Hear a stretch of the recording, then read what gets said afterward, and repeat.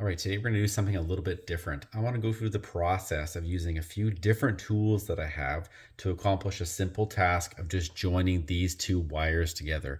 This could be a simulation of doing some sort of stereo install, car repair, like a wiring harness, any kind of household like DIY, maybe your vacuum cord gets cut, whatever it might be, some sort of wire connection. Now, it's not so much that I'm trying to just accomplish these two simple wires. I want to show you the tools, and I'd like to engage you as the audience to tell me either what I'm doing wrong or criticize the tools that I have.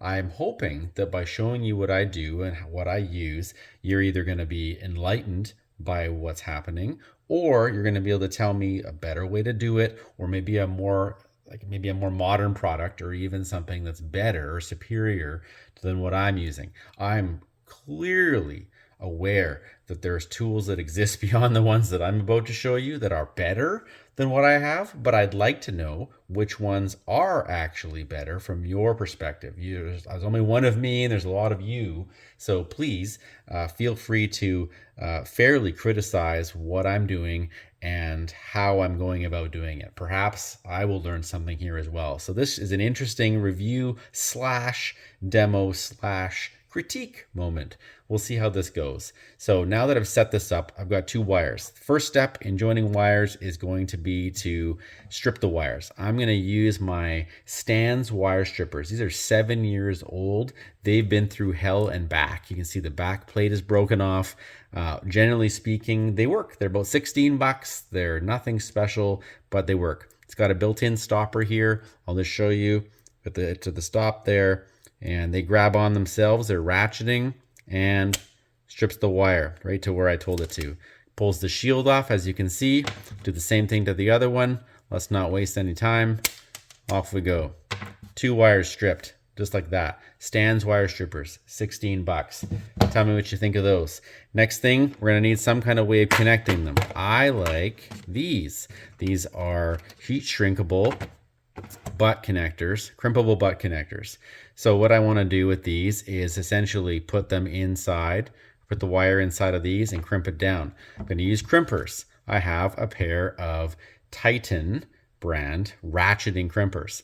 I've had these about 5 years, and I think they're still about 32 bucks on Amazon. What I typically do is load up the ratchet first, load the crimpers first where I want to crimp. Get it so that it's just on like the first click so that it's snug. Get the wire ready. Stick the wire in the hole and it should fit right in nice and we'll say not snug, but it shouldn't be like flopping around inside the actual crimp connection there.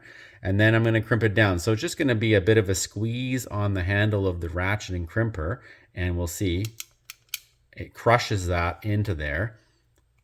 And then once I release, that's that. And now you can see we've got ourselves a double crimp that is going to be pretty snug.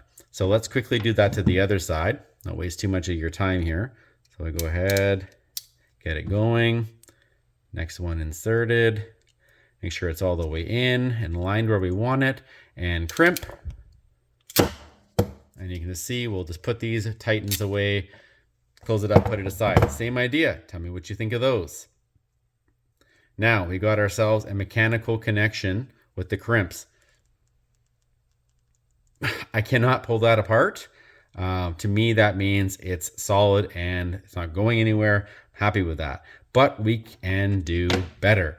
So again, these are heat shrinkable. They also have glue inside them. So when I fire this up, I'm going to try to heat this from the center out in each direction.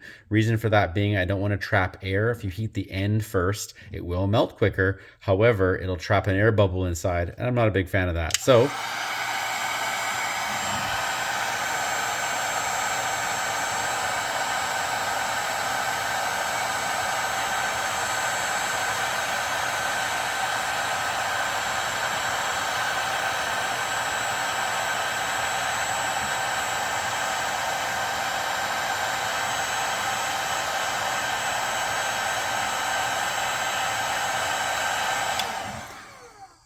So while that's drying there, this was the King Canada Performance Plus model 8300N. I've had this for about 5 years, and I spent, I think it's about 33 bucks, something like that. So all in, I've got 7-year-old strippers, 5-year-old Titan ratcheting crimpers, and a 5-year-old King Canada heat gun. So obviously about 5 years ago, I got some kind of wiring project going because everything I bought was new at the time, give or take. So here it is. It's still a bit warm, but not bad. Now, with it being glued, and you can see, here's a real close up on this. With it being glued and shrunken and mechanically crimped, it is now a waterproof connection. There's no water getting in there. There's no air in there. I mean, there might be some air, I guess, in the middle here, but generally speaking, minimal air for corrosion and things. It is essentially as good as if I hadn't ever cut the wire to begin with. It's going to be just as strong to pull on as it was, and now it's shielded so well and not taking up any space. It's not bulky. It's not like a big piece of solder that's been wrapped with tape or something. It is a very nice, clean looking connection, and it just so happens it's a pink or reddish color, and so is my wire, so it looks extra clean, more than usual. So that being said, I have seen some butt connectors that have a strip of solder. It's like a solder-like material that melts with the heat gun. I've never used those. I'd be very interested to know if you have and if they're better than these. I really like these, and I've been using them for, I'm not even sure, 10 or 15 years, and have had nothing but success. So please tell me if there's something better than this, maybe especially if it's more cost effective. I buy these in big bags, 200 or whatever for 20 bucks, and they last me a year or two, and then I buy some more. So if you can come recommend something better, I'd like that. Otherwise, if you can't and you are seeing these for the first time, I recommend the tools that I'm using for the most part. Maybe not these ones. These, again, they're broken. They're 7 years old and they're 16 bucks. I mean, the fact that they still work as good as they do, I guess that says something. But generally speaking, the tools I'm using here seem to be working well, 5+ years for all of them, and obviously got the job done there just fine. So I recommend all of it, but I'm interested in some feedback.